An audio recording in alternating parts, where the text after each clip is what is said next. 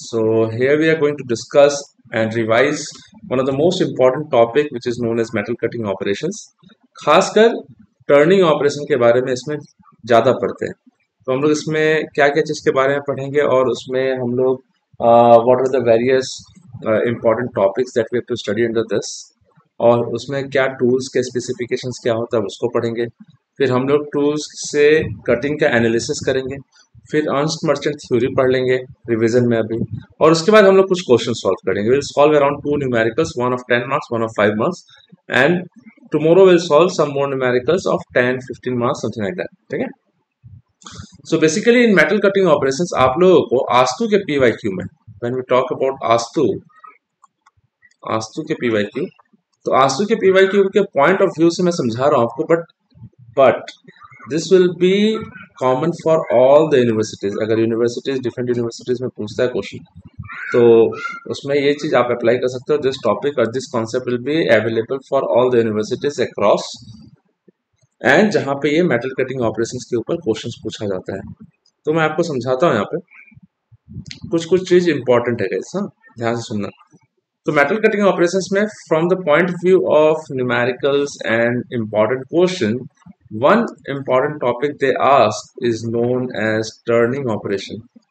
Anyone who can tell me what is turning operation? तो बता सकते हैं? Ajay, anything? What is turning operation? Anyone? विजयसी, एनी आइडिया?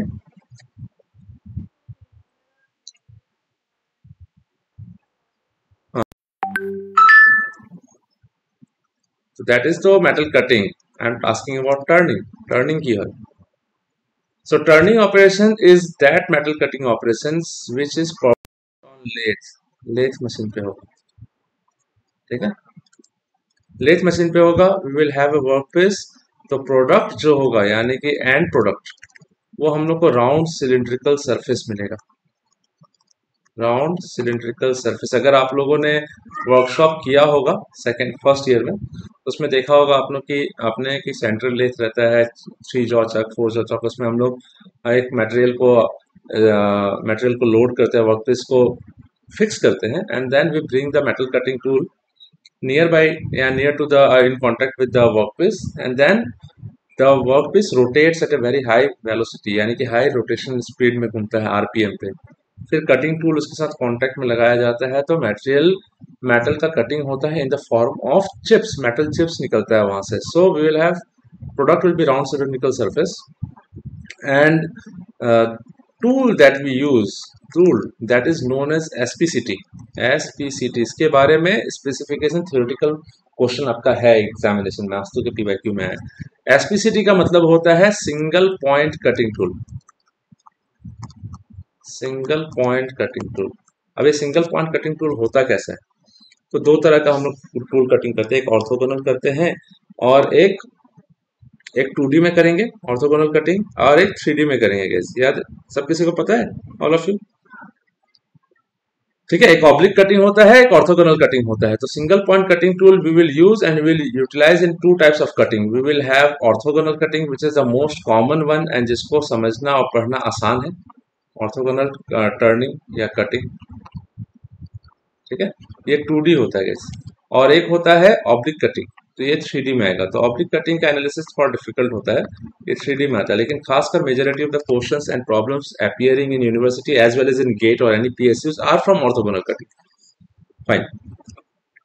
तो हमारे पास सिंगल पॉइंट कटिंग टूल क्या क्या होता है, कैसे क्या सिंगल पॉइंट कटिंग टूल के बारे में क्या पढ़ सकते हैं हम लोग? Will talk about this. तो एसपीसीटी में क्या क्या होता है? सो एक कटिंग टूल अगर मैं आपको ड्रॉ करके दिखाता हूँ यहाँ पे, साइड व्यू, फिर फ्रंट व्यू, फिर टॉप व्यू दिखाऊंगा, तीनों व्यू दिखाऊंगा आपको मैं। ठीक है। तो एसपीसीटी का अगर आप साइड व्यू देखते हो, सो ऐसे करके रहता है। जस्ट आप लोगों को मैं यहाँ ड्रॉ, अगर आपको एसपीसीटी ड्रॉ करने भी आ सकता है गाइस, इसलिए या रेडी रहना। ये साइड से ऐसे देख रहे तो जैसे डायग्राम्स प्रैक्टिस करो सा तुम्हें।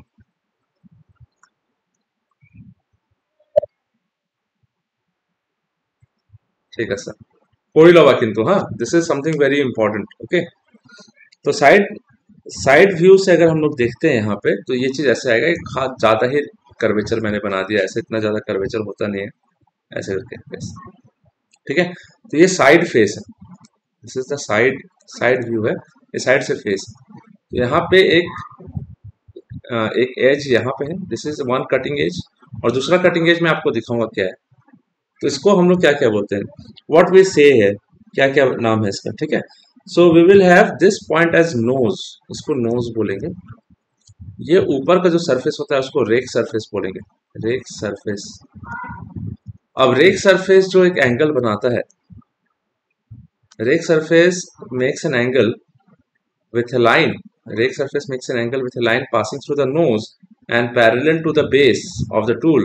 ये जो होता है इसको अल्फा बी बोलते हैं, यानी कि this is known as back rake angle, यही होता है बैक रेक एंगल।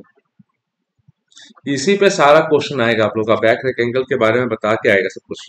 ठीक है, ठीक है। तो यहाँ पे साइड व्यू दे रहे हैं, ये जो this part of the tool which is held in the tool holder, इसको हम लोग शैंक बोलते हैं guys, this part is shank.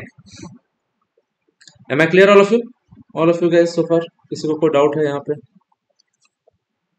ठीक है, और ये जो फॉर्मेशन हुआ है ये दोनों फेसेस के बीच में, इसको फ्लैंक भी बोलते हैं, this is also called as flank. ठीक है, तो यहाँ पे क्या होगा, this this angle is known as lip angle, this is known as lip angle. तो ये साइड व्यू देख रहे हैं हम लोग। फ्रंट व्यू देखेंगे, फ्रंट व्यू अगर देखेंगे तो आगे से देखेंगे तो आगे से हम लोग को ऐसा दिखाई देगा, this is the front view. मैं ब्लैक कलर में ड्रॉ करता हूँ आप लोगों के लिए। So front view will look something like this, this is the front view. ठीक है, अब ये जो सरफेस है, ये वाला ये इस तरफ से देखोगे तो दिखाई देगा, ये नोज जो है वो ये है। तो इधर से एक रेक सरफेस जो है ना वो एक स्लैंटिंग ऐसे इधर दिखाई दे रहा है, और इधर से भी कुछ क्लियरेंस दिया जा रहा है। सो यहाँ पे हमारे पास ध्यान से सुनना, ये जो है इसको साइड कटिंग एज बोलेंगे, प्लीज पे अटेंशन एवरीवन। ऊपर से देखोगे तो सॉरी फ्रंट से देखोगे तो यहाँ पे आपको नोज दिखाई देगा, this will be the nose. ठीक है, and we will have two angles out here guys, एक तो ये आएगा गाइस, ये साइड से रिलीफ, यहाँ पे साइड रिलीफ एंगल बोलते हैं इसको, पे अटेंशन एवरीवन। तो इसको हम लोग ये एंगल को बोलेंगे साइड रिलीफ, यानी कि साइड के जो सरफेस है उसको रिलीफ दिया जा रहा है, यानी कि टूल वर्कपीस के साथ कांटेक्ट में नहीं आने के लिए, this is called side relief angle, this is called gamma s, this is known as side relief, sorry side relief angle. किसी को डाउट होगा तो प्लीज बोलना मेरे को, हाँ, side relief angle. Side relief angle is given or is provided on the tool so that the tool side surface of the tool does not come in contact with the workpiece। नहीं तो क्या होगा कि थोड़ा सा defect आना शुरू हो जाएगा, रबिंग एक्शन होगा तो मार्क्स आ जाएंगे वर्कपीस पे, वो एक इम्पोर्टेंट। ठीक है, और यहाँ पे ऊपर से देख रहे हो तो ऊपर वाला जो सरफेस है जो अभी ऊपर से दिखाई नहीं दे रहा है, फ्रंट से देख रहे हैं तो ये surface inside the plane of the paper है, ये रेक सरफेस है। ठीक है, तो हम लोग के पास बैक रेक तो है, बैक रेक है, लेकिन ये जो रेक सरफेस है नीचे आ रहा है। तो फ्रंट व्यू से देखोगे तो यहाँ पे एक एंगल बनेगा ऐसे करके, नोज के थ्रू से पास करते हुए, इसको बोलेंगे हम लोग side rake angle guys, alpha s. Am I clear all of you guys? इसको बोलते हैं साइड रेक एंगल। कॉलेज में पढ़ाया होगा तो अच्छा बात है, नहीं पढ़ाया होगा तो अभी अच्छे से पढ़ लो एक बार। ये नोज, ये फ्रंट व्यू कर रहे हैं हम लोग ऐसा, ये this is the front view. और यहाँ पे हमारे पास एक और व्यू आता है जिससे हम लोग को ऊपर का पार्ट दिखाई देगा। तो टॉप व्यू देखोगे तो ऐसे दिखाई देगा, टॉप व्यू ऐसे दिखाई देगा कैसे। ठीक है,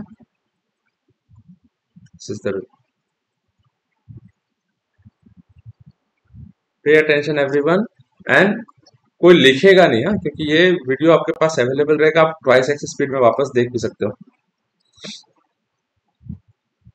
तो ये ऐसे किया कैसे, तो यहाँ से हमारे पास एक लाइन ऐसे ड्रॉ कर देते हैं। ठीक है, तो ये जो ऊपर से जो सरफेस दिखता है, जो सरफेस अभी आपको दिखाई नहीं दे रहा है inside the plane of the paper है, ये रेक सरफेस, ये ऊपर वाला सरफेस अभी है, दिस इज टॉप व्यू। तो इसको हम लोग बोलेंगे रेक सरफेस, रेक सरफेस। ये नोज है, तो नोज एक पर्टिकुलर राउंड किया जाता है, उसको नोज रेडियस बोला जाएगा। तो this will have a certain parameter, certain measurement. तो वहां पे हमारा नोज रेडियस से उसको डेजिग्नेट करते हैं। ठीक है, अब ये जो है देखो, ये ये एक एज है, इसको कटिंग एज बोलते हैं और इसको भी एक कटिंग एज बोलते हैं। तो this is known as side cutting edge. मैं इसको अच्छे से लिख देता हूँ तेरे को। तो this is known as side cutting edge और this is known as end cutting edge. Am I clear, all of you? Yes or no, guys? Yes or no? थोड़ा सा इंटरेक्शन कर लेना please. This is called end cutting edge. All of you guys, बाकी Ajay and all, is it clear? तो ये end cutting edge और side cutting edge आके एक पॉइंट पे कोइंसाइड करता है, इसलिए इसका नाम है, ये सिंगल पॉइंट बनता है, इसलिए इसका नाम है सिंगल पॉइंट कटिंग टूल। तो हमारे पास यहाँ पे दो एंगल और आएगा, ये दो एंगल और आता है गाइस। क्या क्या एंगल है हमारे पास? This will be your end cutting edge angle and यहाँ से ऐसे जाएगा। तो भाई ठीक है, ये एंगल भी बन सकता है, बात एक ही, ये एंगल या ये एंगल, बात एक ही है। सो this is and cutting edge angle and this is side cutting edge angle, side cutting as. Fine. अब क्या है, ये सब चीज के बारे में अलग अलग डायग्राम तो ड्रॉ करके देख लिया हम लोगों ने, अलग अलग पैरामीटर्स बता दिया, टूल डेजिग्नेशंस, टूल डेजिग्नेशंस के बारे में क्या क्या चीजों की जरूरत है, कौन कौन से पैरामीटर्स की जरूरत है, वो सब के बारे में हम लोगों ने यहाँ पे डायग्रामेटिकली देख लिया। अब टूल डेजिग्नेशन दो तरीके से करते हैं कि how do we do the tool signature guys, बता सकता है कोई? विद्यार्थी मनोता से tool signature is done in two ways. One is known as ASA system, ASA system, और एक होता है ORS system. ASA system American standard association system, ORS का मतलब होता है ऑर्थोगोनल रेक सिस्टम।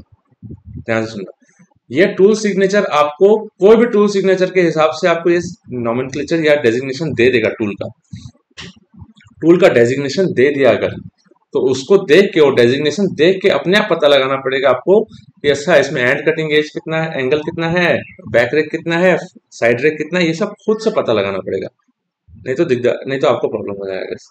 तो ये ASA और ORS सिस्टम याद रखना है आपको कि कैसे डेजिग्नेशन या क्रोनोलॉजी इसका कैसे है, तो सिस्टमैटिक ऑर्डर में आपको याद रखना पड़ेगा। तो ASA सिस्टम आसान है, कैसे आसान है? पहले बैक रेक, फिर साइड रेक, ठीक है, फिर एंड रिलीफ, फिर side relief, so and relief, फिर साइड रिलीफ, फिर and cutting, side cutting, and side ऐसे चल रहा है। पहले स्टार्ट होगा बैक रेक से, इसी को रेक एंगल भी बोलते हैं, this is generally also called rake angle. Back rake angle is also known as rake angle, और ये हो जाएगा नोज रेडियस। ये आपको यहाँ पे वैल्यूज दे सकता है, जैसे कि ये 5, ये आपका 3, एंड कटिंग 10, 15, 10, 8 और ये आपका 2 mm। तो आपको ये डेजिग्नेशन ऐसे देगा, बोलेगा कि a tool has been utilized और tool has been is to be used, वो signature, tool signature according to ASA system is, ये दे देगा आपको। तो पता लगा इसमें अलग अलग एंगल्स कौन से, तो ये इस तरह से मेंशन कर सकता है। तो ये रेक एंगल को यूज करते हुए हम लोग बहुत सारे न्यूमेरिकल सॉल्व करते थे। अब आता है ORS system.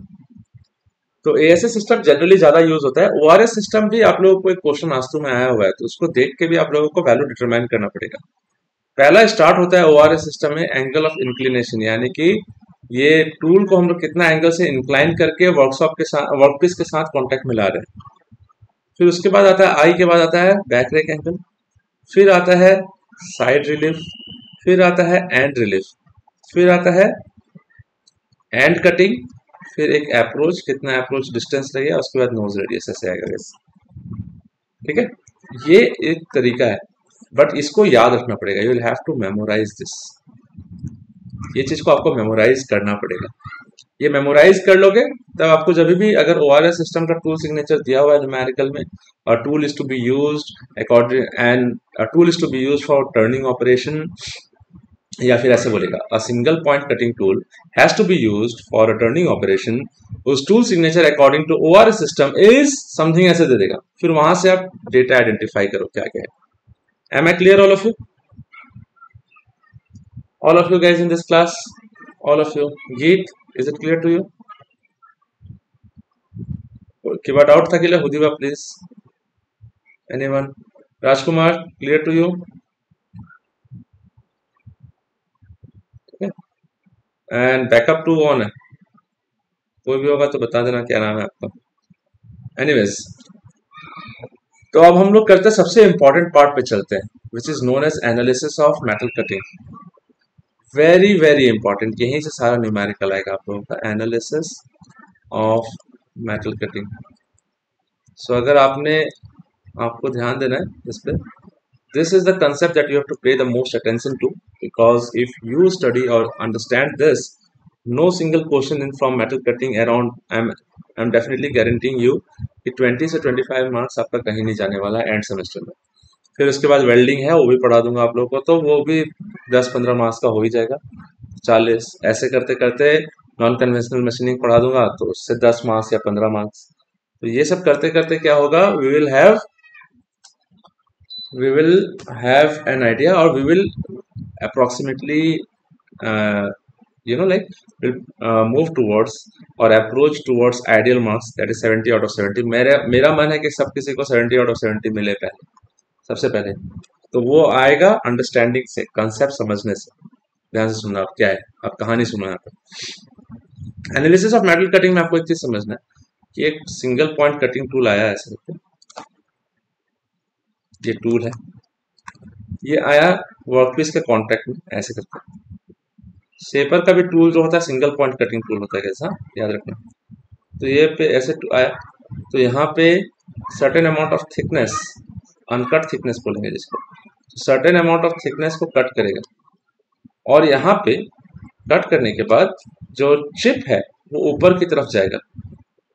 Chip will move on to the move और slide over the surface of the rake of the tool. Rake surface के ऊपर स्लाइड करेगा ऐसे ऐसे. सॉरी थोड़ा सा ये बन रहा है, बट चलो, ये ऐसे करके स्लाइड करेगा कैसे, ऐसे करके चिप स्लाइड करेगा. और ये एक पर्टिकुलर, यहाँ पे एक पर्टिकुलर सरफेस रहेगा जिसको शियर प्लेन बोलेंगे, एक प्लेन पे. तो ये क्या होगा, चिप जो है, ये जब टूल इधर की तरफ जाएगा तो चिप को आगे लेके चला जाएगा. तो ये जो चिप है अपने अनकट, ये जो है अनकट थिकनेस बोलते हैं इसको, ये जो वर्कपीस है, this is on the workpiece, तो ये इसके ऊपर स्लाइड कराएगा. यानी कि this chip will slide on this particular plane, इसको बोलते हैं शियर प्लेन. याद रखना गाइस, शियर प्लेन. और शियर प्लेन हॉरिजॉन्टल के साथ एक एंगल बनाता है जिसको बोलते हैं phi. Am I clear all of you? किसी को कोई डाउट होगा तो प्लीज पूछना मेरे से. हाँ, if you have any doubt you ask me. तो यहाँ पे हमारे पास फाई होता है शियर एंगल. इसी का क्वेश्चन आएगा गाइस, शियर एंगल निकालने के लिए पूछा जाएगा आपसे. तो फाई शियर एंगल. अब कैसे, इसको थोड़ा सा मैं बड़ा करके ड्रॉ करता हूँ यहाँ पे. तो यहाँ पे है, this is the uncut thickness. इसको जो चिप अभी कटना बाकी है इसको अनकट चिप थिकनेस बोलते हैं. This is denoted by T1. तो T1 is called uncut chip thickness, अभी कट नहीं हुआ है जिसका. ठीक है, तो अनकट चिप थिकनेस, इसको एक और नाम, यानी कि अगर आपको फीड भी दिया हुआ है, फीड का मतलब होता है कि every revolution of the workpiece में टूल कितना आएगा. तो टूल का अप्रोच इन वन रिवॉल्यूशन, ऐसे कि वर्कपीस घुमा ऐसे 1 रिवॉल्यूशन, तो tool certain amount of distance आगे बढ़ जाएगा. कितना डिस्टेंस बढ़ेगा, इतना. तो this is the amount of thickness that has to be removed in every rotation. इसलिए उसका नाम अनकट चिप थिकनेस. जो चिप अभी बना नहीं है, जिसको कटना बाकी है, उसको हम लोग बोलेंगे फीड भी बोल सकते हैं उसको. ठीक है, तो इसका डिटेल्ड नॉलेज तो मैंने आप लोगों को अपने एकेडमी के वीडियोस में तो दिया हुआ है सारा कुछ. तो अभी आप लोग एग्जाम पर्पज के हिसाब से तो देख लो एक बार. ये आपका, this is called shear plane, and shear plane makes an angle of phi. this makes an angle of phi. The angle is known as shear angle. तो अनकट चिप थिकनेस के बाद ये ऊपर की तरफ ऐसे चला जाएगा, चिप बन जाएगा. चिप बन के जाएगा रेक सरफेस के ऊपर, और चिप यहाँ पे बन गया ऐसे करके. This is chip. Chip will have an average thickness of T2. इसको चिप थिकनेस बोलेंगे. तो T2 is known as chip thickness given in mm generally. Am I clear all of you guys so far? सब किसी को समझ में आया क्या बोल रहा हूँ मैं? यस और नो? ठीक है.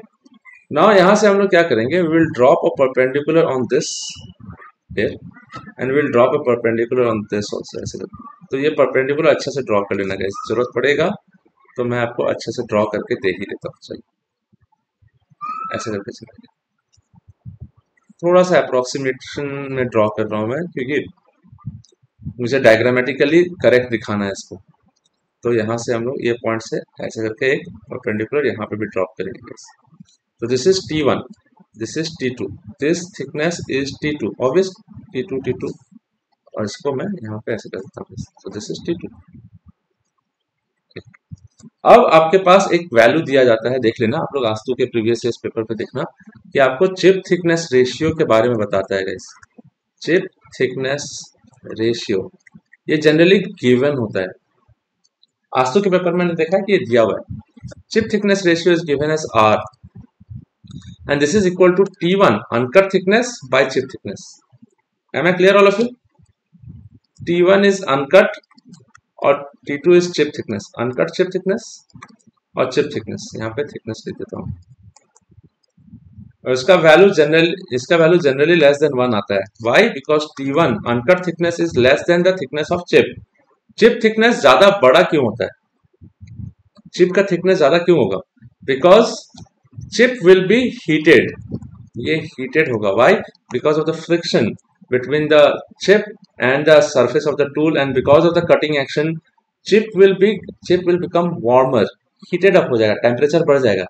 टेम्परेचर बढ़ेगा तो एक्सपेंशन होगा. एक्सपेंशन होगा तो T2 ज्यादा होगा T1 से, and that is why R value will be less than 1 since uncut thickness is less than the chip thickness. Am I clear all of you? Is it clear to you guys? किसी को doubt है तो please बताओ. Anyone, any doubt? If you have any doubt, let me know. ठीक है, किसी को doubt होगा तो प्लीज बताना.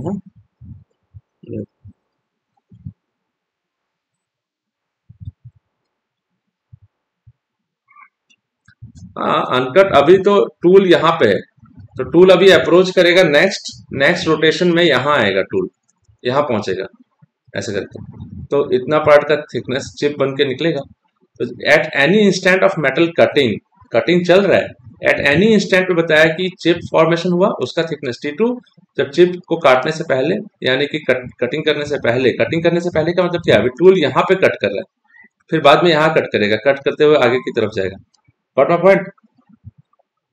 छोटी ठीक है. तो यहाँ पे आपको सिचुएशन आ गया चिप थिकनेस रेशियो के बारे में. अब देखो थोड़ा सा कुछ चीजों के बारे में बता देता हूँ मैं आपको. अब राइट एंगल ट्रायंगल्स है यहाँ पे. तो एक राइट एंगल ट्रायंगल ये है, देखिए this is the right angle triangle. तो दिस राइट एंगल ट्रायंगल, इसको हम लोग ऐसे बना देते हैं. Let us draw this it. So this can be denoted as something like this. So this is phi shear angle. This is T1. This is T1. ठीक है. सो हमारे पास क्या आ रहा है? Sine phi. Please pay attention. मैं आप लोग को यहाँ पे मार्किंग भी कर देता हूँ. O A P. इसको ये O, ये A है, ये P है, और इसको B लिख देता हूँ मैं. तो यहाँ से एक ऐसे करके चिप के लिए लाइन ड्रॉ करता हूँ मैं. फिर यहाँ से एक परपेंडिकुलर और ड्रॉप कर दे रहा हूँ. समझें this. Got my point all of you? ये जो चीज है इसको थोड़ा सा खाली उतना राइट एंगल ट्रायंगल को ही बाहर निकाल के समझा रहा हूँ आप लोगों को, बस दैट्स इट. तो ये रहा बी. अब एक बात देखो, ये जो टूल है ना, मैंने बताया था ना, ये टूल का ये रेक सरफेस ये, और सीधा लाइन से जो एंगल बीच में बनता है उसको बैक रेक बोलते हैं, उसको रेक एंगल भी बोलेंगे गैस. तो ये रेक सरफेस और सीधा जो लाइन आता है ऐसे करके, this line, the line drawn from the nose and the rake surface, the angle between them is known as rake angle, alpha. All of you clear again? किसी को डाउट होगा तो प्लीज पूछना. हाँ. सो यहाँ से ये रेक सरफेस ऐसे, this is the rake surface. तो rake surface will make an angle of, यहाँ से ऊपर की तरफ जाएगा, rake surface will make an angle of alpha which is the rake angle, all of it, ठीक है। और यहाँ पे हमारे पास 190 degrees out here, another 90 degrees out here, this is T1, this is T2। उसी को डाउट होने से प्लीज पूछना। अब हम लोग एक काम करते हैं, sine alpha, sine phi shear angle, ये 90, ये 95, तो ये 90 माइनस 5, दिस इज 90 minus 5, all of please pay attention everyone. यहाँ से कैसे जा रहा है, यहाँ से अनकट थिकनेस ऐसे, ठीक है। तो साइन फाई, फाई लेंगे तो ये परपेंडिकुलर, ये hypotenuse, so perpendicular is AP, hypotenuse is OP, so AP is nothing but uncut thickness which is T1 by OP। और फिर एक हम लोग एंगल लेते हैं OBP में, प्लीज पे अटेंशन, OBP, ये एंगल कितना होगा पता करना है मुझे, am I clear all of you, ये एंगल कितना होगा ये पता करना है, ठीक है। Anyone, any doubt so far, किसी को कोई डाउट होगा तो प्लीज पूछो, anyone, if there is any doubt let me know, all of you। so यहाँ पे ये angle generally 90 minus 5 plus alpha होगा, ये angle please pay attention everyone, ये 90 डिग्री, ये 5 है, और तो ये एंगल कितना होगा, ये एंगल कितना होगा 90 माइनस 5 होगा, ऑल ऑफ यू देखो तो, बिकॉज ये लाइन रेड वाला line that is a dotted line and this line is again 90 degree, ऐसे देखो, तो ये 5 है, तो बचा हुआ एंगल जो कितना होगा, this angle will be equal to 90 minus 5, और ये एंगल अल्फा है, और ये एंगल अल्फा है, तो ये टोटल एंगल कितना हो जाएगा 90 minus 5 plus alpha. Am I clear all of you guys so far, सब किसी को डेरिवेशन भी दे सकता है, यू नेवर नो। तो हम लोग को दूसरा जो राइट एंगल ट्रायंगल मिला, ऐसे करते हैं, right angle triangle something like this, this is O, this is B, ये P, और यहाँ से हम लोग को अल्फा मिल रहा था, तो ये एंगल मुझे मिल गया, this angle is 90 minus 5 plus alpha, this one. So sine of this particular angle, this angle 90 minus 5 plus alpha, तो दिस साइन ये 90 डिग्री, तो ये अगर एंगल है तो इसके लिए परपेंडिकुलर कौन होगा, ये BP, तो we will have BP by OP, BP is nothing but T2, तो आई हैव T2, OP क्या है, OP का वैल्यू OP रहने देते हैं। Am I clear all of you guys so far, किसी को डाउट है तो प्लीज बताओ मेरे को, if there is any problem. Shall I move ahead all of you, shall I move ahead, yes और no guys all of you. तो ये ऑप्शन, ये इक्वेशन 2, ये इक्वेशन 1, किसी को डाउट होगा तो please stop me right there, please do not hesitate to ask any doubts guys please. तो इक्वेशन 2 डिवाइडेड बाय इक्वेशन 1 कर देते हैं, तो देखना OP एंड OP कैंसिल हो जाएगा, so I will have sine 90 minus, ये रिवीजन कराना इसलिए जरूरी था बिकॉज आप जानते हो बिना रिवीजन के ये समझ में नहीं आएगा कि कर क्या रहे हैं हम लोग। So I will have T2 by OP, T2 by OP by T1 by OP, OP and OP gone, so I'll be left with T2 by T1। किसी को डाउट होने से प्लीज पूछना, हाँ। साइन 90 माइनस 5 प्लस अल्फा को ऐसे लिख सकते हैं, देखो साइन 90 माइनस 5 माइनस अल्फा ऐसे लिख सकते हैं, divided by sine 5 is equal to T2 by T1। अब आपको मालूम है sine pi by 2 minus x कुछ भी होता है तो ये कॉस एक्स हो जाता है, बिकॉज 90 डिग्री पे साइन चेंज करेगा, फर्स्ट क्वाड्रेंट में है तो सब पॉजिटिव रहेगा तो कॉस हो जाएगा, तो will have cos 5 minus alpha, then we will have नीचे यहाँ पे आ जाएगा sine 5 and this will be equal to T2 by T1। किसी को डाउट होने से प्लीज पूछना। कॉस A माइनस बी कितना होता है, कोई बता सकता है, cos A minus B, all of you,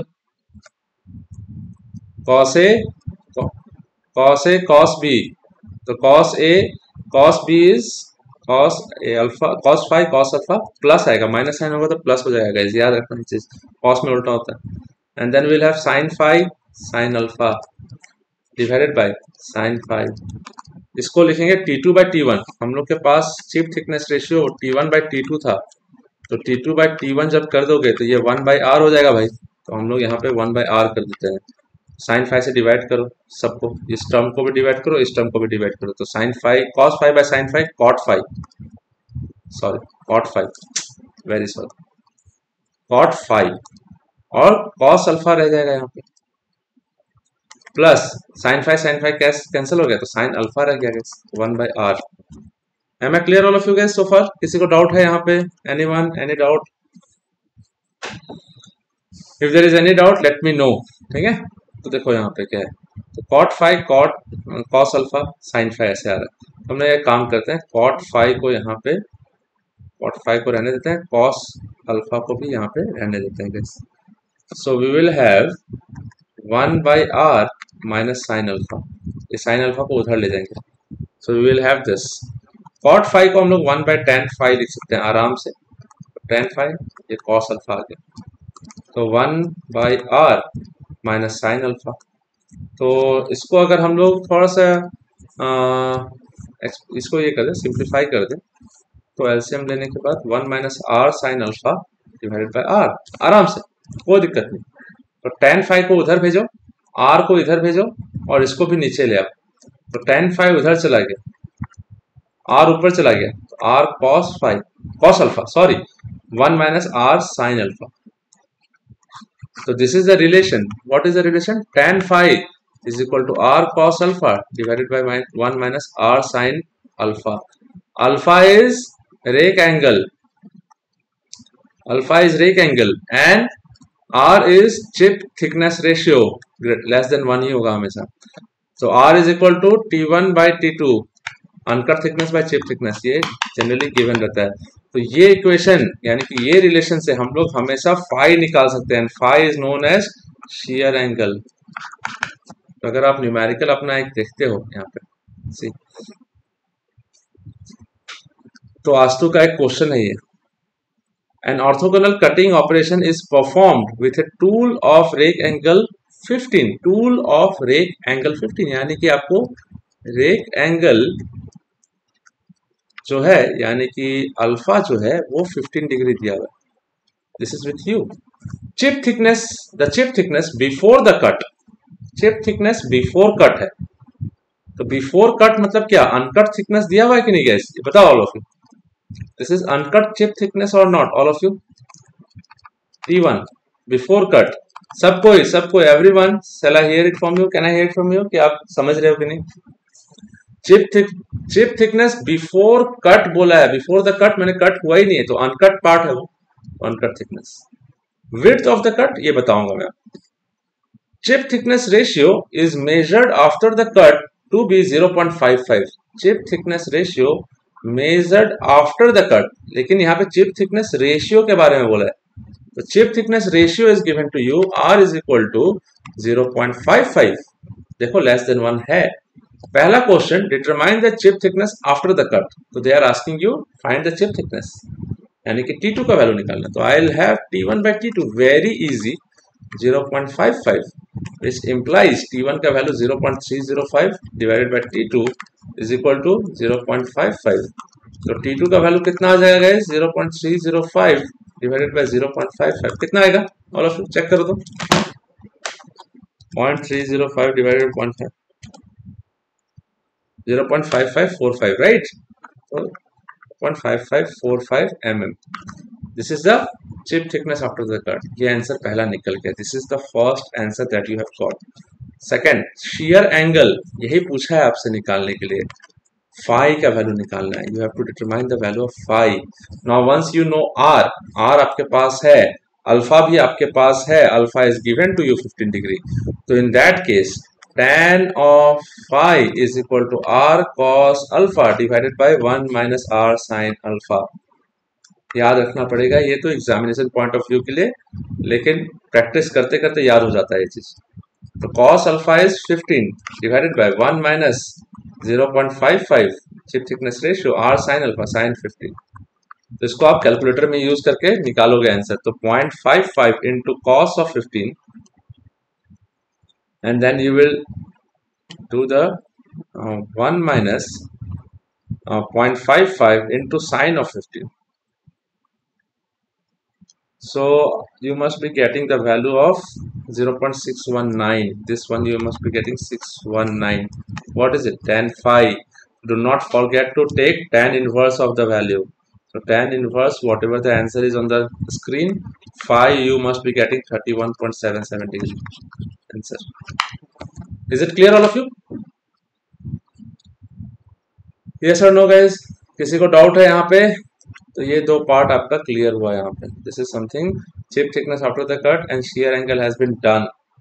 तो जो चीज मैंने पढ़ाया उसको मैंने बता दिया कि अच्छा ये ऐसा क्वेश्चन आपका इसमें आता है, आस्तु में आता है, ये आपको करके दिखाया यहाँ पे. अब आगे बढ़ते हैं थोड़ा एनालिसिस ऑफ फोर्स एनालिसिस और shear strain एनालिसिस और shear stress एनालिसिस. थोड़ा सा I will take the space so that I'll be able to teach you guys more यानी कि further down the line in this metal cutting operation, खासकर turning operation. So all of you, is it fine all of you guys? किसी को doubt है तो please पूछ सकते हैं मेरे से. All of you guys, किसी को डाउट है? Anyone? Geet, is it clear to you? Rajkumar, clear to you? All of you? Ajay, भाल के क्लियर वैसे? ठीक है सर. तो A2 क्वेश्चन আহিবই. हाँ, दिस इज 100% मैं गारंटी दी है আহিবই. A2 क्वेश्चन नहा के क्वेश्चन ने सॉल्व ना हो बेसिकली. अब आता है बहुत इंपॉर्टेंट टॉपिक जिसको बोलते हैं हम लोग force analysis. Very very important. हाँ, इसके बिना भी नहीं तो दिक्कत हो जाएगा इस यहाँ पे समझने में. So one thing is known as force analysis. Force analysis दो पार्ट में किया जाता है. ठीक है, आपको दो वैल्यू जनरली दिया हुआ रहेगा, याद रखना कैसा. Two values will be generally will be given to you. क्या क्या वैल्यूज आपके पास रहेगा? They will provide you the value of cutting force.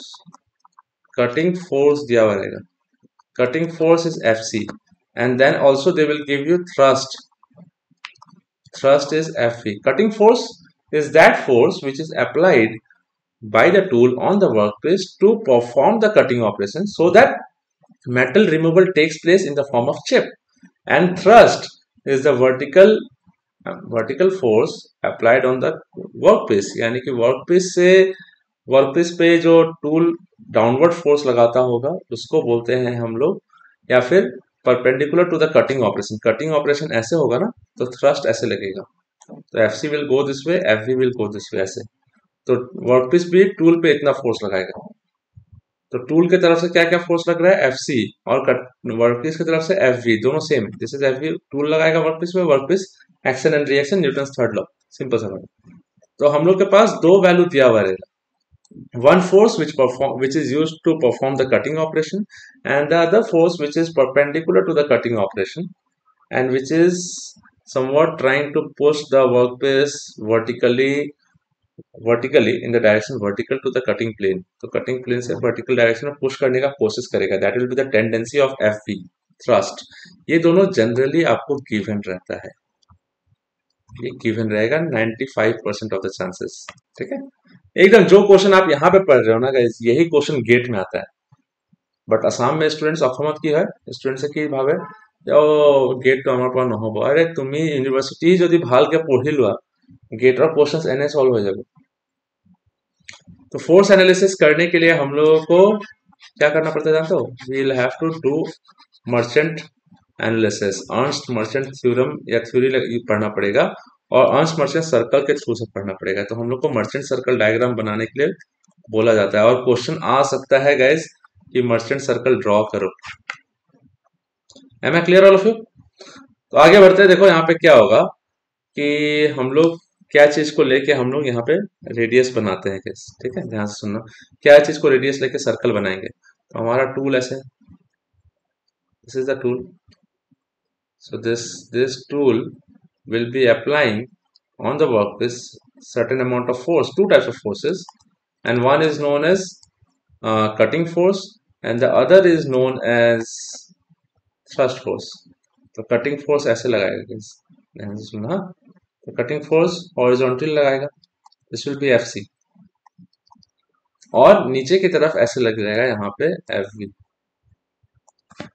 this will be FV.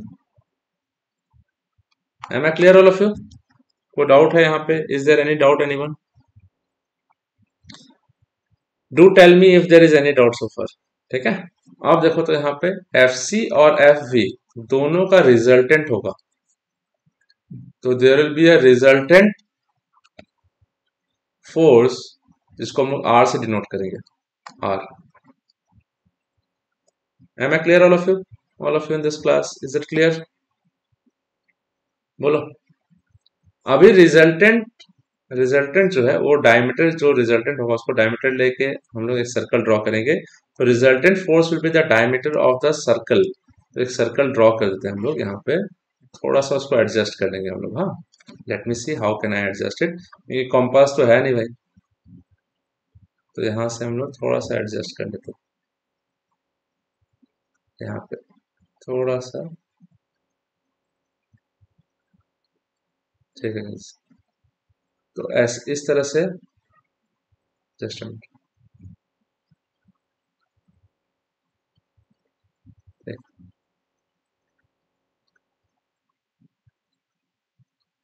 I clear, all of you समझ में आ रहा है? ठीक है, तो रिजल्टेंट ऐसे बना लिया। लेकिन टूल में हम लोगों ने एक और चीज पढ़ा जिसको बोलते हैं हम लोग, we name it as shear plane. तो शेयर प्लेन एक ऐसी जगह है इस एंगल पे। तो शेयर प्लेन का एंगल कितना होता है? फाई होता है ना ऑल ऑफ यू? ये फाई होगा ना? देखो तो, थोड़ा देर पहले समझाया था आप लोगों को। तो अनकट चिप थिकनेस इधर से आ रहा है, ऊपर चिप थिकनेस जा रहा होगा, ये फाई समथिंग लाइक दिस, बस nothing else. Is it clear? ये एंगल है अल्फा। पे अटेंशन एवरीवन। ये जो एंगल यहाँ पे बनेगा आपका दिस वन, तो रेक सरफेस जो बनाएगा दैट विल बी अल्फा। किसी को डाउट होगा तो प्लीज बोलना। हाँ, anyone if there is any doubt let me know.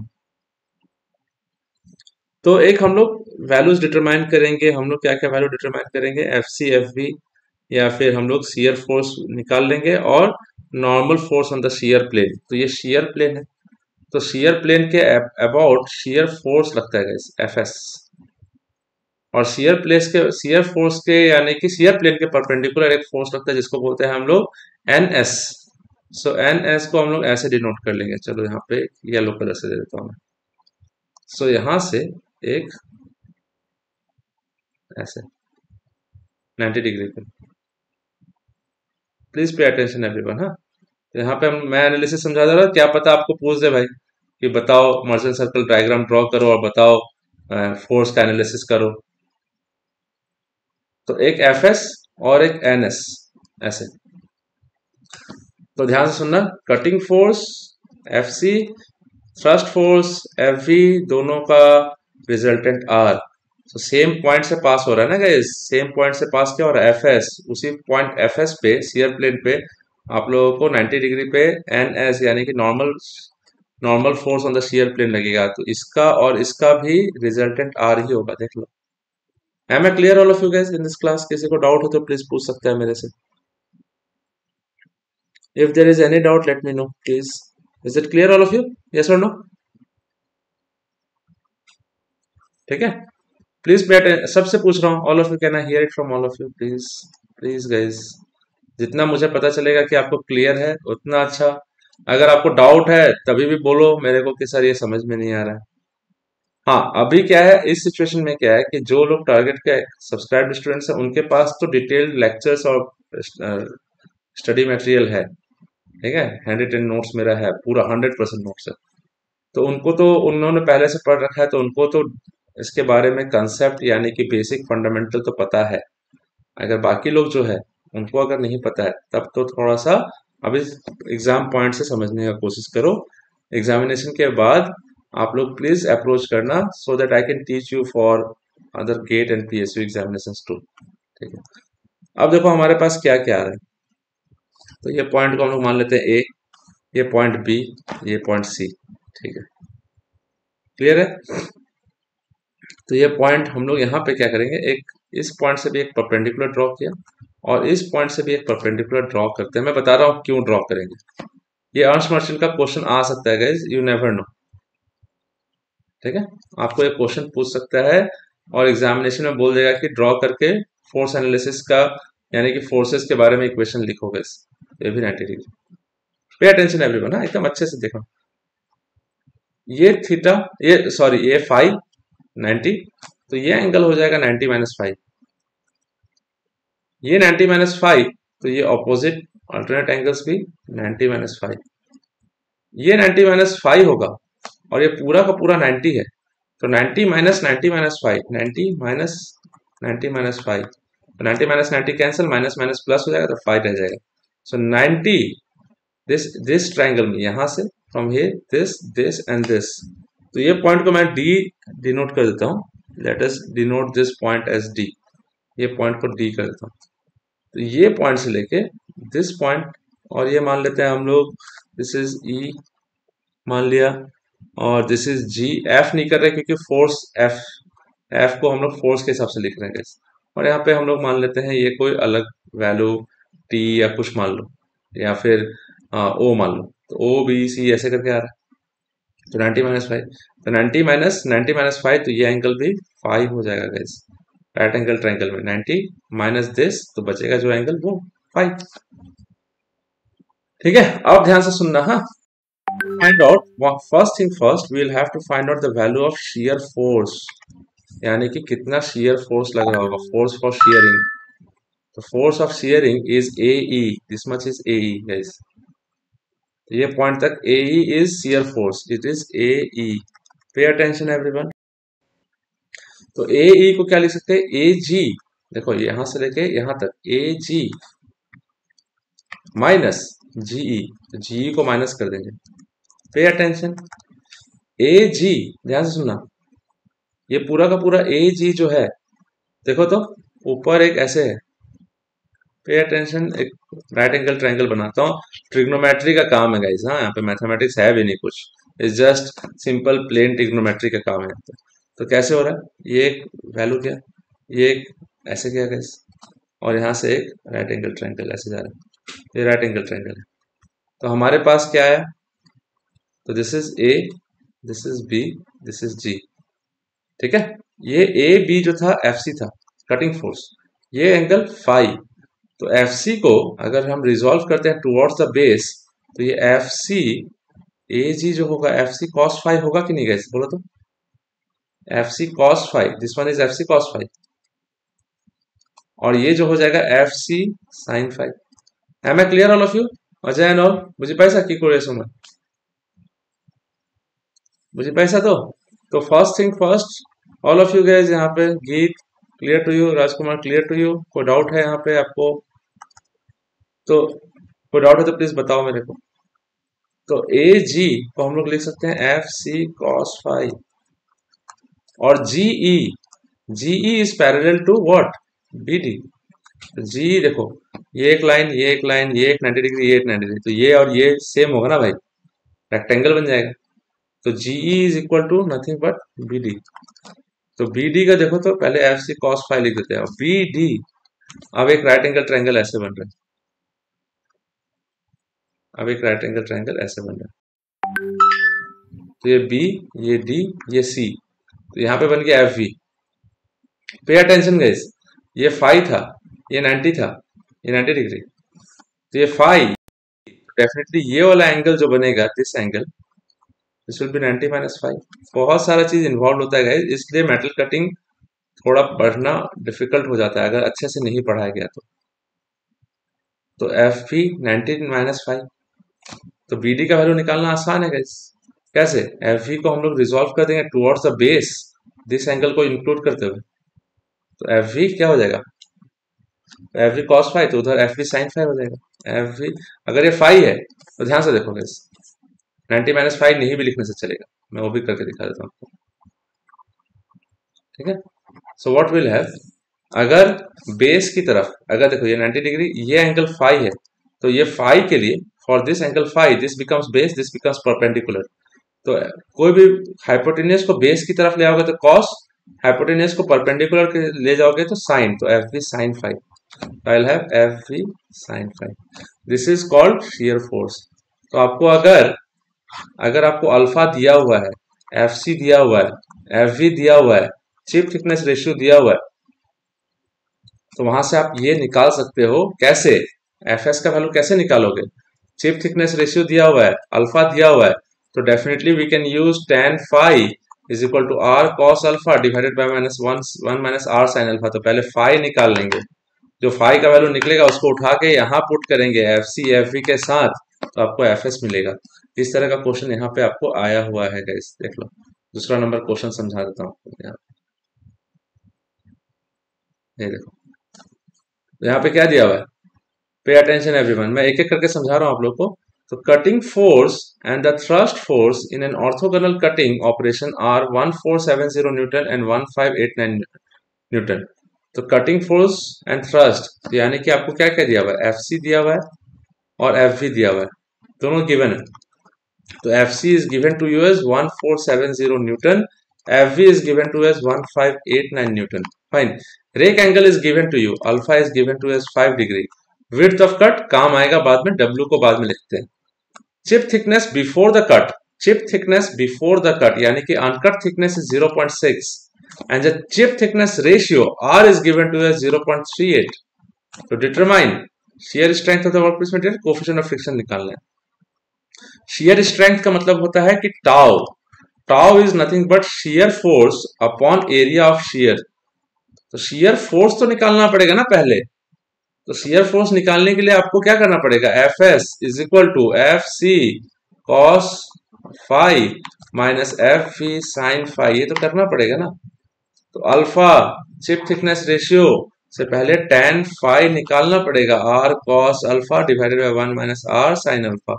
तो यहाँ से वैल्यू निकालोगे, इसको मैं सॉल्व करके दिखाऊंगा। पहले मैं आपको बता देना चाहता हूँ कैसे क्वेश्चंस आपको आस्तु में आ रहे हैं। On the basis of those questions only we will solve it entirely. Is it fine all of you? कोई दिक्कत है एवरीवन? Is it clear? गीत,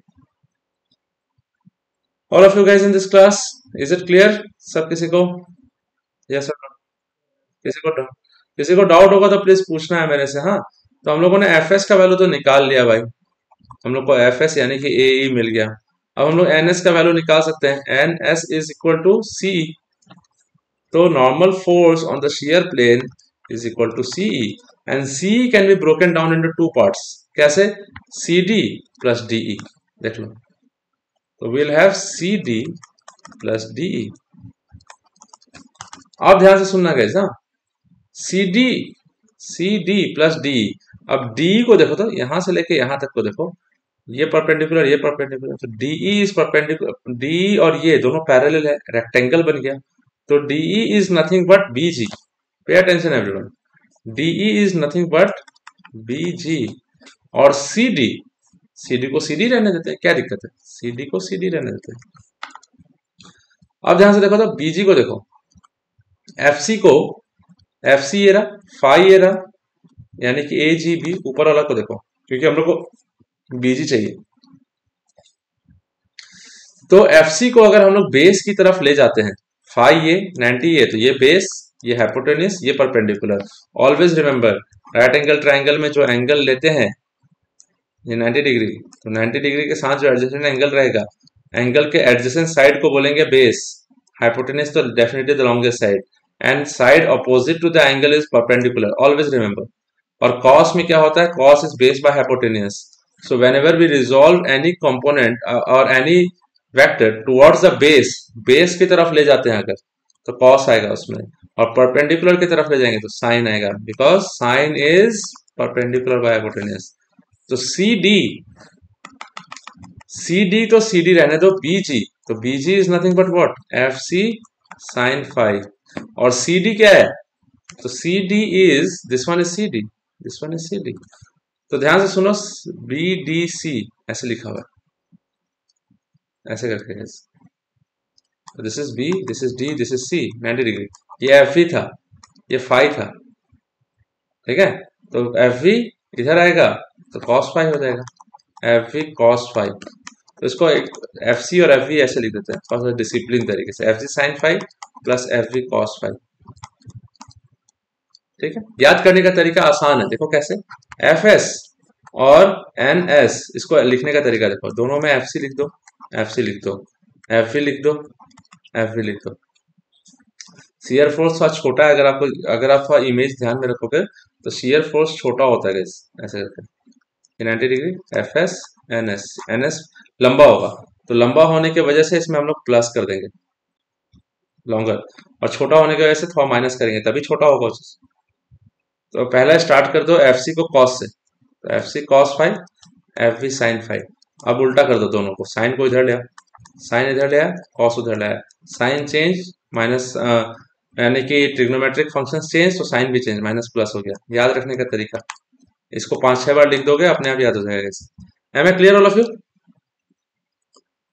ठीक है, कोई डाउट है तो प्लीज बताओ all of you, if there is any doubt let me no.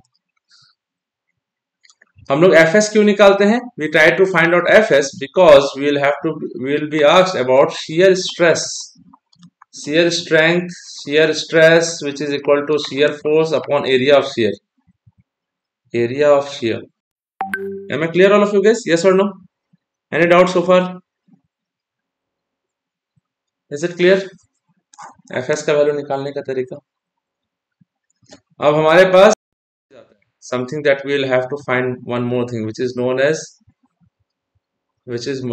as friction angle or frictional force, normal force on the rig surface, सब कुछ निकालना पड़ेगा।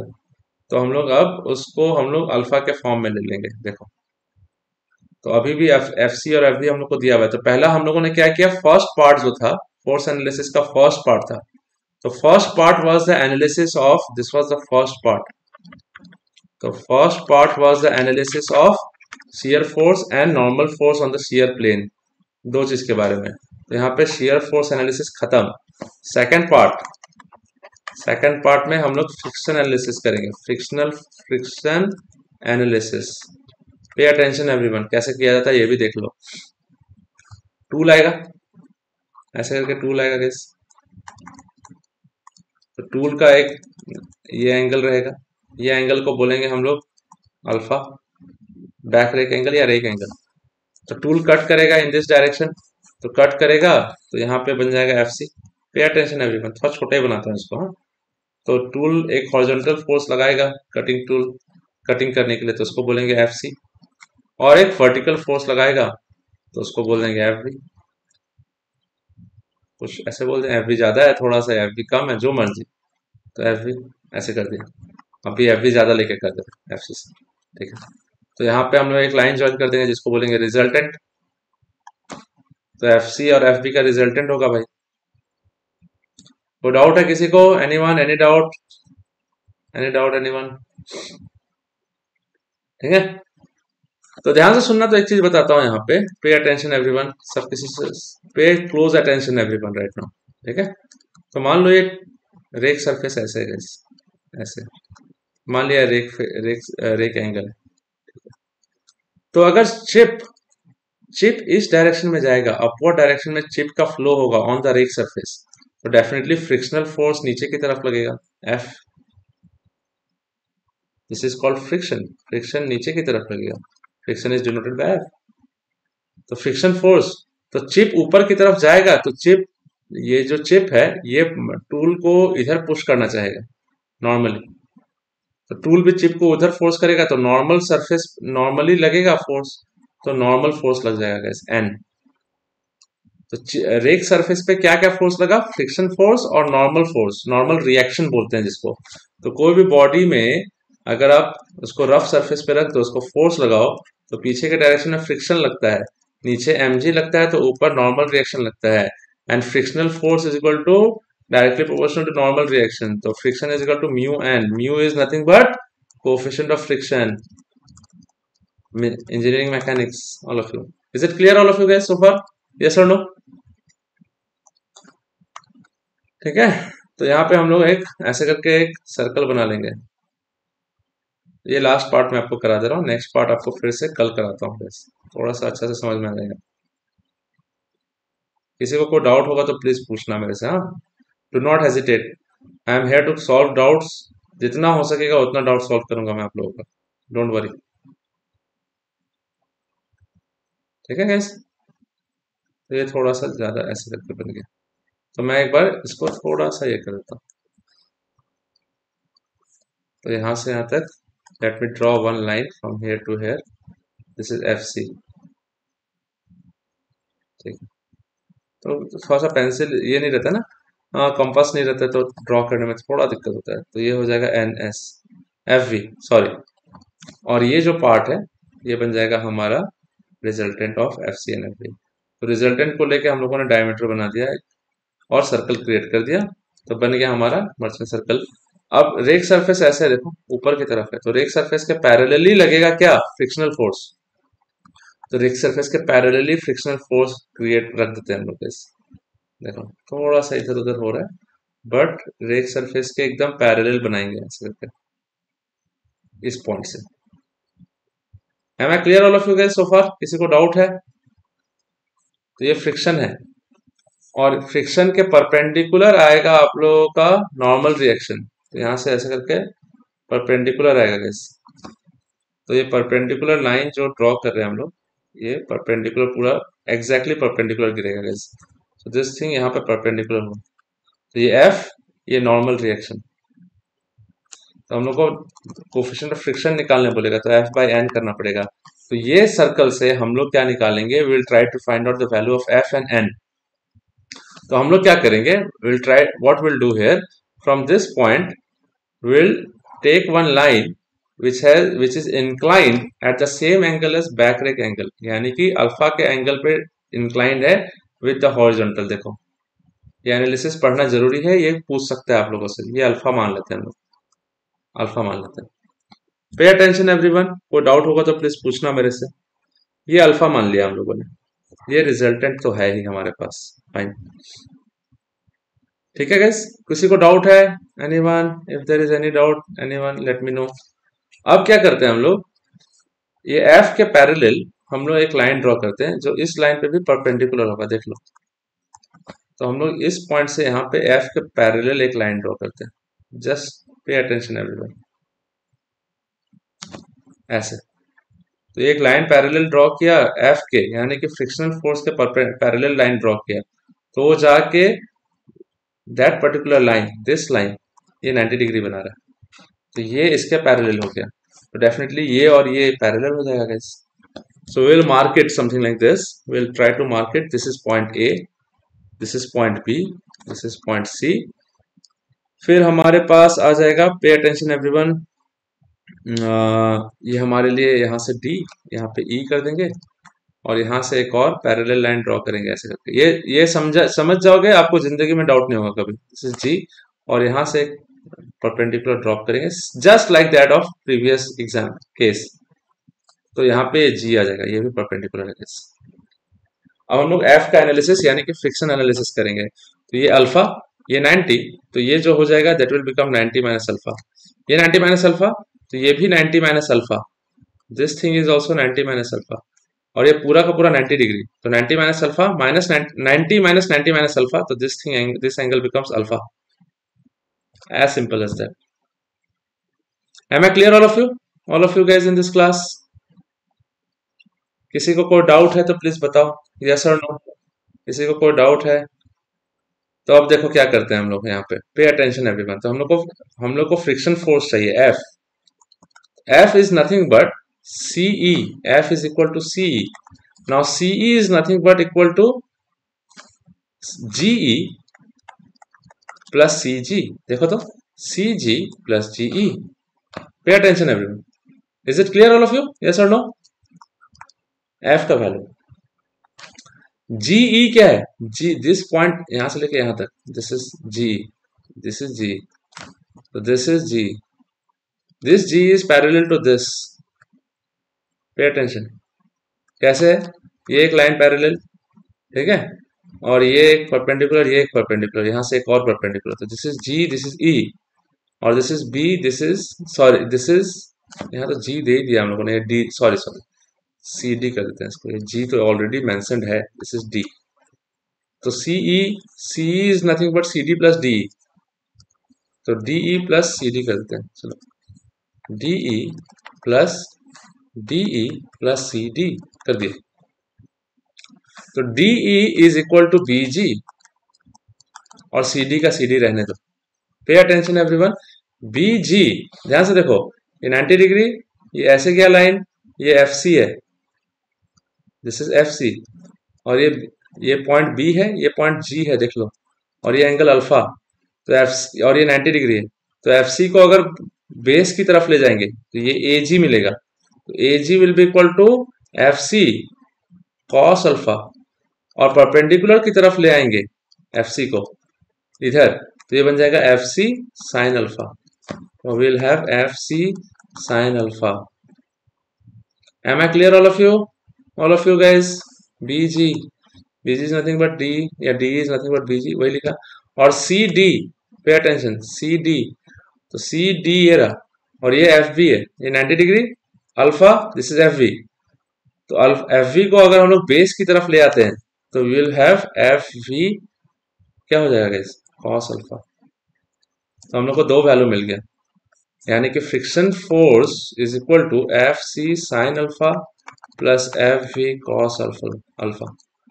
Everyone very very important, extremely important. F का value आ गया। अब N का value निकालेंगे, तो एन का वैल्यू निकालने के लिए क्या करेंगे? देखो तो एन इज इक्वल टू, ये देखो, ये हम लोग मान लेते हैं कुछ, इसको let us assume this point, कुछ भी मान लेते हैं, ये हम लोग A B C D E F G, ये एच मान लिया, सी एच। तो C H is equal to A E, देख लो ये एक रेक्टेंगल बना, ए ई सी एच, तो ये एक रेक्टेंगल बना।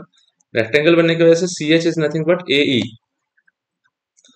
तो हम लोग क्या लिखेंगे? N is equal to C H is equal to A E, but A E is into two parts, A E दो पार्ट में है गाइस। तो ए ई को हम लोग क्या लिख सकते हैं? ए जी, यहां से लेके यहां तक, माइनस ए माइनस जी ई, ए ई ए जी माइनस जी ई। पे अटेंशन एवरीवन, ए जी माइनस जी ई। तो ये डायग्राम मैं यहाँ पे ड्रॉ कर देता हूँ, पर देखो। तो यहाँ से हम लोग को पास ऐसे आ रहा है गाइस, तो यहाँ से हम लोग के पास ऐसे आ रहा है, ऐसे, तो ये ए, ठीक है, तो ये पार्ट ए आया गाइस। तो ए जी, ये जी हो गया, ये बी हो गया। बीच में कहीं ना कहीं ऐसे एक लाइन आ रहा है गाइस, ऐसे, यहाँ से ऐसे आ रहा है, ऐसे करके। तो यहाँ से ये चीज ऐसे जा रहा है गाइस, और ये लाइन ऐसे ड्रॉ कर रहे हैं हम, ये भी परपेंडिकुलर, ये भी परपेंडिकुलर, और यहाँ से एक और परपेंडिकुलर ड्रॉ कर रहे हैं। ये डी है, ये सी है, तो ए बी सी, और ये ई है गाइस, देखो। तो ए जी, तो एफ सी, एफ सी ये एंगल अल्फा, तो एफ सी को अगर हम लोग अल्फा यानी कि बेस की तरफ ले जाएंगे तो entire A G will be equal to F C cos alpha, F C cos alpha minus G, तो G is this one, G is parallel to B D, तो माइनस जी की जगह बी डी लिख देंगे। तो will have F C cos alpha minus B D will be equal to, ये F V है, ये भी अल्फा निकाल लिया था हम लोगों ने, ये 90 डिग्री, तो बी डी, तो अब एफ वी को नीचे की तरफ लेंगे तो कॉस, परपेंडिकुलर की तरफ ले जाएंगे तो साइन, तो F V sine alpha. Am I clear all of you? तो हमारे पास फ्रिक्शनल फोर्स मिला F C sine alpha plus F V cos alpha, फिर एन आया F C cos alpha minus F C sine alpha, F C तो F V sine alpha. ऐसे थोड़ा देर पहले हम लोगों ने निकाला था शियर फोर्स, और हम लोगों ने निकाला था एन एस। तो शियर फोर्स जो था वो छोटा था, तो छोटा था तो माइनस माइनस, दोनों में एफ सी, दोनों में एफ सी, दोनों में एफ वी, दोनों में F V. F C cos से शुरू करो, कॉस फाई, उस समय फाई था, बिकॉज सीयर निकाल रहे तो सीयर प्लेन के बारे में बात करें, सीयर प्लेन करेंगे तो alpha, sorry phi shear angle. और फ्रिक्शन फोर्स रेक सरफेस पे होता है, तो रेक सरफेस का कैरेक्टरिस्टिक क्या है? अल्फा, इसलिए अल्फा आएगा। याद रखने का तरीका बता रहा हूं आपको। तो कॉस साइन, एक याद रखो, बाकी उल्टा कर दो, ये प्लस हो जाएगा। तो साइन यहाँ पे कॉस, और यहाँ पे कॉस हो गया, तो यहाँ पे साइन आ जाएगा। Am I clear all of you? All of you guys, को डाउट है प्लीज बताओ। All of you guys in this class, is it clear to you? This is called force analysis using merchant circle. This is the end of part 1 for today. ये इसी चीज को utilise करके हम लोग कल ये दोनों क्वेश्चंस को पूरा कर देंगे, and then we will solve another question on welding also. Welding का एक ओपन सर्किट वोल्टेज के ऊपर कुछ क्वेश्चन निकाल रखा है जो एग्जामिनेशन में आपका आया है। तो ये सब करके खत्म कर देंगे guys. We will discuss entirely this thing tomorrow also. Be there in the class. Let me know if there is any doubt from any part of this particular lecture. इसको वापस देखो, प्रैक्टिस करो। अगर कभी भी कोई डाउट हुआ तो जरूर कमेंट कर देना यूट्यूब में, मैं आपको एड्रेस जरूर कर दूंगा। तो I will see you in the next class guys. Till then take care all of you and have a good night.